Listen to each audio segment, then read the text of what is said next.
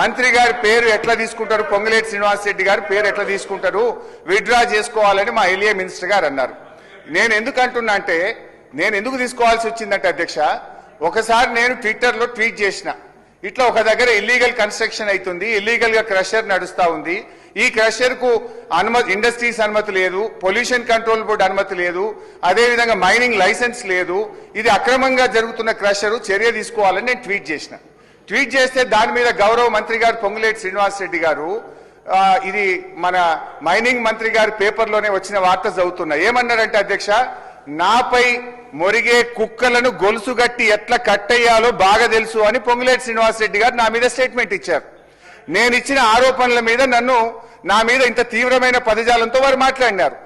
ఈ క్రషర్ ఆయనకు సంబంధం లేకపోతే ఎందుకు నా మీద పొంగులేటి శ్రీనివాస్ రెడ్డి గారు ఆ రోజు మాట్లాడినారు?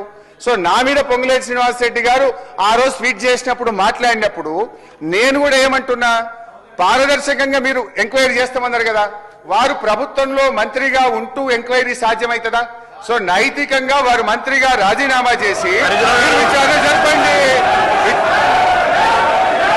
మేము ఈరోజు ప్రస్తావన చేస్తా ఉన్నాం అధ్యక్ష. ఈరోజు లేనిపోని ఆరోపణలు చేస్తూ కక్ష సాధింపు చర్యలో మంత్రి గారు ఏదో అన్నారని, ఒక వార్తాపత్రికల్లో వచ్చిందని, దాన్ని దృష్టిలో పెట్టుకొని వారిపైన ఈ విధమైన ఆరోపణలు చేయడం సరికాదు. ఎందుకు సార్, ఎందుకు రాజీనామా చేస్తారు, ఎందుకు ఉండొద్దని సార్? మేము ఈరోజు మంత్రిగా నిలబడి స్పష్టంగా జవాబుదారితనంతో చెప్పారు అధ్యక్ష. ఏం చెప్పారు? ఎవరైనా అక్రమంగా చేస్తే వారి పైన ఎంక్వైరీ చేసి చర్యలు తీసుకోవాలి. వారు చూపెట్టారు, డిపార్ట్మెంట్ అయితే చూపెట్టారు.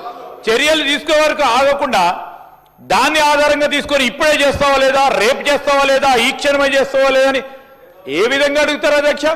ఈరోజు ఏ ఆరోపణలు చేస్తా ఉన్నారో సరి అయిన బేస్ లేదు అధ్యక్ష. బేస్ లేకుండా వ్యక్తిగతంగా చేయొద్దు. వారు చేసిన ఆరోపణలు తప్పకుండా వారు విత్డ్రా చేసుకోవాల్సిందే, మీరు రికార్డు నుంచి తొలగించాల్సిందే.